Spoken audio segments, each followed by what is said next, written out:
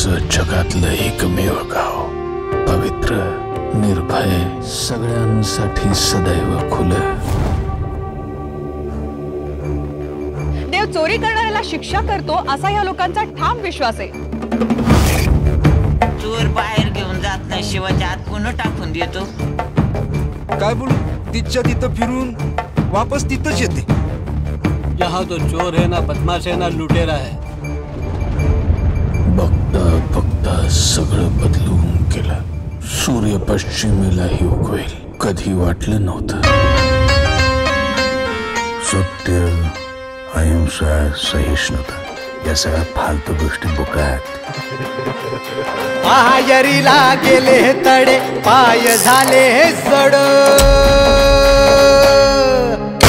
अर देवा तुझ्या देवळात चोरट्यांचा फड, चोरट्यांचा फड.